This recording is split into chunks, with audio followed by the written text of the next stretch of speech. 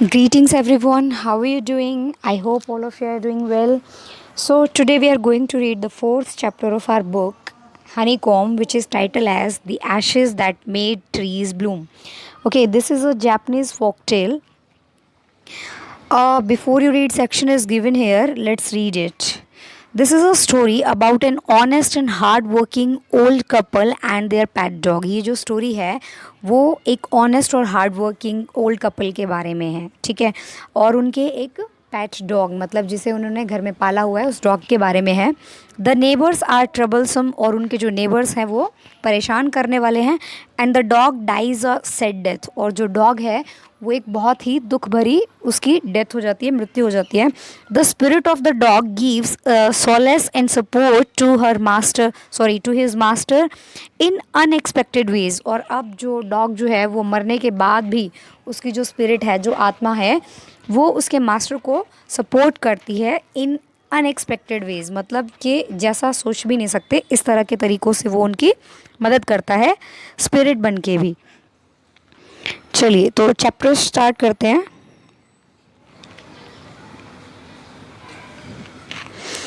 In the good old days of Demios, there lived an old couple whose only pet was a little dog. Demios क्या होते हैं? Japan में जो wealthy land owners होते हैं उन्हें डैमियोज कहा जाता है, ठीक है। तो पुराने दिनों में, डैमियोज के दिनों में, ठीक है, एक ओल्ड कपल रहता था जिनके पास सिर्फ क्या था, एक डॉग था, लिटिल पैट, ठीक है। हैविंग नो चिल्ड्रन, उनके पास कोई बच्चे नहीं थे। दे लव्ड इट एज दो इट वर अ बेबी, तो क्योंकि उनके पास एक बच्चा नहीं था इसलिए वो उससे ऐसे प्यार करते थे जैसे वो उनका बेबी है, उनका बच्चा है। The old dame made a question of blue crepe and at mealtime, Muko, for that was its name, would sit on it as snug as any cat. ठीक है, तो कहता है कि जो द ओल्ड डेम मतलब वो जो औरत थी, जो बूढ़ी औरत थी, उन्होंने वो क्या करती है, उसके लिए एक ब्लू कलर के क्रेप के कपड़े का कुशन बना देती हैं, ठीक है। और जब मील टाइम होता है, जब खाने का टाइम होता है, तो मुको, जो कि उसके डॉग का नाम था, जो मुको था, वो क्या करता था, for that would his name, would sit on it as snug as any cat. तो वो जो है उस कुशन के ऊपर ऐसे इतने आराम से बैठ जाता था जैसे कोई कैट बैठ जाती है। The kind people fed the pet with tidbits of fish from their own chopsticks. तो जो ये काइंड पीपल थे, जो कपल थे दोनों, वो क्या करते थे, वो उसे अपने उनकी जो खुद की चॉपस्टिक्स थी उससे जो है, टिडबिट्स क्या होते हैं, छोटे छोटे पीसेस, ठीक है। तो अपनी चॉपस्टिक से फ़िश के जो छोटे छोटे टुकड़े थे वो उन्हें खिलाते थे। And all the boiled rice it wanted, और जितने भी मतलब उसको राइस खाने होते थे वो उसे खिलाते थे। Thus treated the dumb creature loved its protectors like a being with a soul। और इस तरह से जो है क्योंकि इतने अच्छे से वो उसको ट्रीट करते थे, तो जो डम क्रीचर किसको कहा गया है, उस डॉग को, ठीक है। तो वो जो डॉग था वो भी उन्हें ऐसे ही प्यार करता था जैसे कोई बच्चा प्यार करता है, ठीक है, जैसे ह्यूमन बीइंग का कोई बच्चा प्यार करता है, इसी तरह से वो उनसे प्यार करता था। The old man being a rice farmer, अब जो ओल्ड मैन था वो क्या था, एक राइस फार्मर था, मतलब राइस उगाता था। Went daily with hoe and spade into the fields working hard for morning until Otentosama. Okay, तो जो ओल्ड मैन था, क्योंकि वो एक राइस का फार्मर था, तो वो डेली जो है अपनी हो और स्पेड लेकर के जाता था। हो और स्पेड क्या होता है, ज़मीन खोदने के लिए जो फावड़ा वगैरह होता है, ठीक है, वो अपने साथ लेकर के जाता था अपने खेत में। और सुबह से लेकर के सूरज के ढलने तक जो है वो बहुत हार्ड वर्क करता था, ठीक है। ओ टेंटो सामा क्या है, सन को बोला जाता है जापानीज़ में, okay. Had gone down behind the हिल, जब तक कि जो सूरज है वो पहाड़ियों के पीछे छिप नहीं जाता था तब तक वो काम करता था। Every day the dog followed him to work, और रोज़ जो डॉग जो था वो उस काम पर उसके पीछे पीछे जाता था। Never once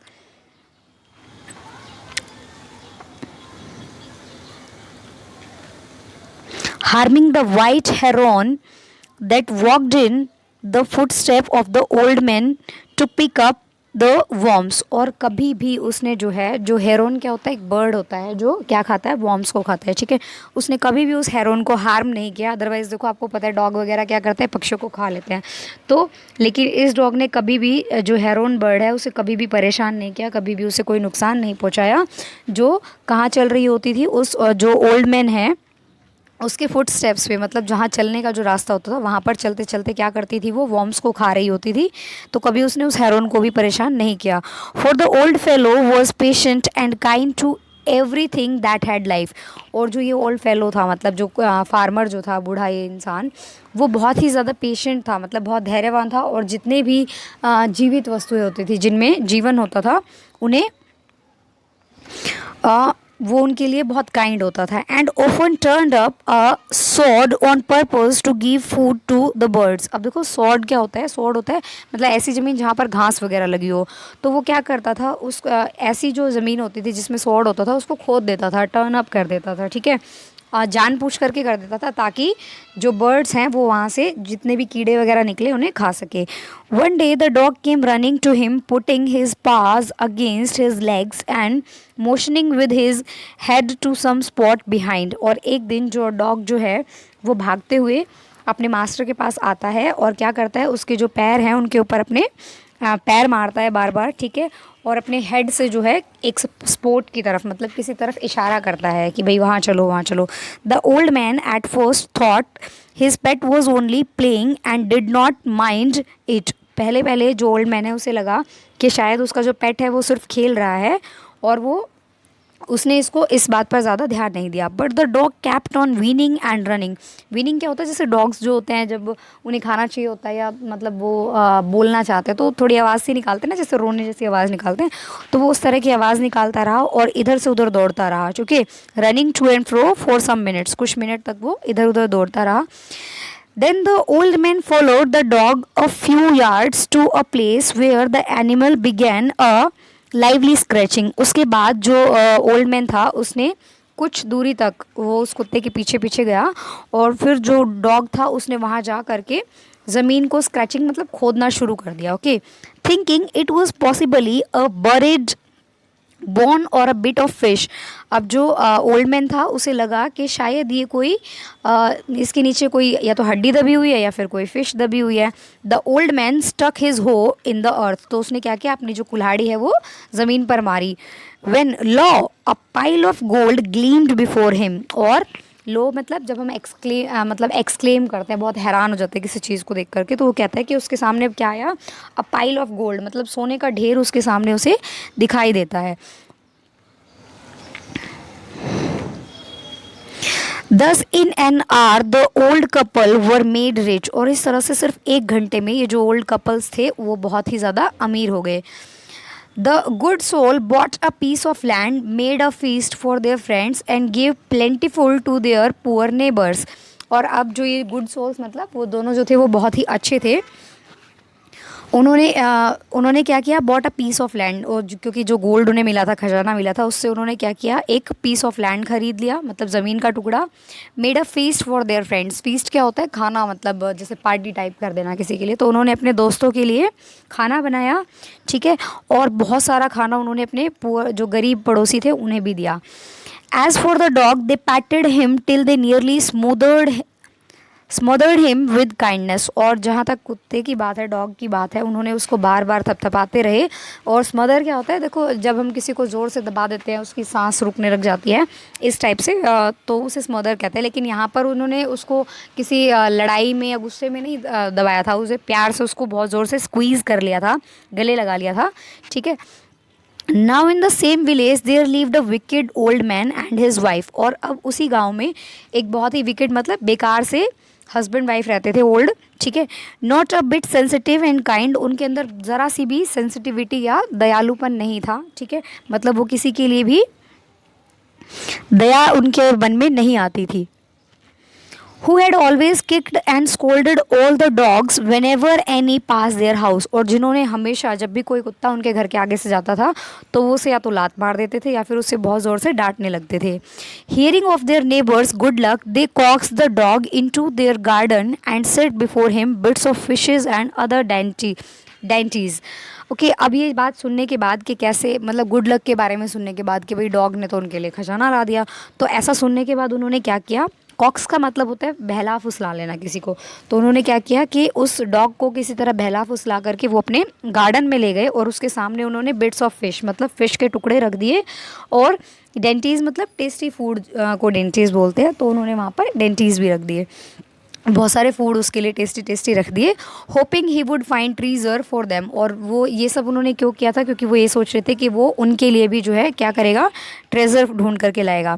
but the dog being afraid of the cruel pair, लेकिन वो कुत्ता जो क्रूअल पेयर मतलब ये जो दोनों हस्बैंड वाइफ थे क्योंकि मारते थे, वो बहुत क्रूर थे, उनसे डरा हुआ था, would neither eat nor move, वो ना तो खा रहा था और ना ही वहाँ पर हिल रहा था डर के मारे। Then they drag him out of doors, और उसके बाद जो है वो उसे खींचते हुए गेट से बाहर ले गए, टेकिंग अ स्पेड एंड हो विद देम, और अपने साथ वो फावड़ा और कुल्हाड़ी लेकर के चले गए। No sooner had the dog got near a pine tree growing in the garden then he began to paw and scratch the ground, और जैसे ही जो डॉग जो है उस गार्डन में एक पाइन ट्री के पास पहुंचता है, वो जो है वहाँ पर ज़मीन को खोदना शुरू कर देता है। As if a mighty treasure lay beneath, और वो कुछ इस तरह से खोद रहा था जैसे उसके नीचे कोई बहुत ज़्यादा खजाना दबा हुआ है। Quick wife hand me spade and hoe, वो अपनी पत्नी से कहता है कि जल्दी से मुझे स्पेड एंड हो दे दो खोदने के लिए। Cried the greedy old fool, वो जो ग्रीडी ओल्ड फूल था वो ऐसा चिल्लाता है, as he danced with joy, और वो जो है खुशी से नाचने लगा कि भाई खजाना मिल गया, खजाना मिल गया। Then the covetous old fellow with a spade and an old crone with a hoe began to dig, और इसके बाद covetous मतलब लालची, ठीक है, तो जो लालची ओल्ड फेलो थे उन्होंने क्या किया, एक स्पेड और हो के साथ जो है उसको खोदना शुरू कर दिया। ओके, एंड यहाँ लिखा हुआ है क्रोन, क्रोन क्या होता है, ओल्ड वुमेन को बोलते हैं, ठीक है, ओल्ड क्रोन मतलब old women.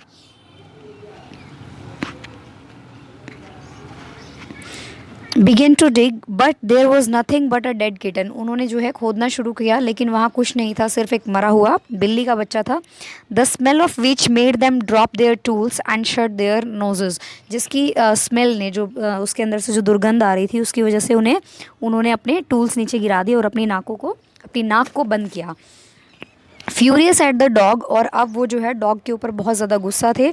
The old man kicked and beat him to death, जो बूढ़ा व्यक्ति था उसने उसे लातों से मारना शुरू किया और जान से मार दिया।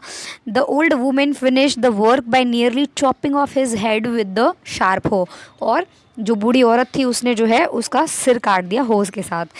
Then they flung him into the hole and heaped the earth over his carcass, और उसके बाद उन्होंने उसे एक गड्ढे में डालकर उसके ऊपर मिट्टी डाल दी।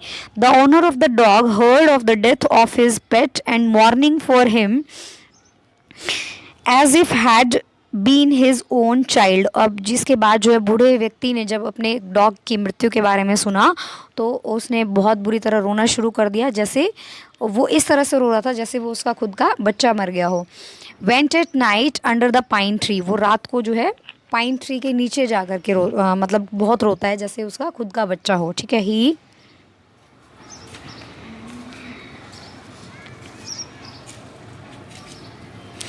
Setup some bamboo tubes in the ground, वो ग्राउंड पर कुछ बैम्बो मतलब कहाँ पर जहाँ उसकी डेड बॉडी थी कुछ बैम्बो ट्यूब्स लगा देता है।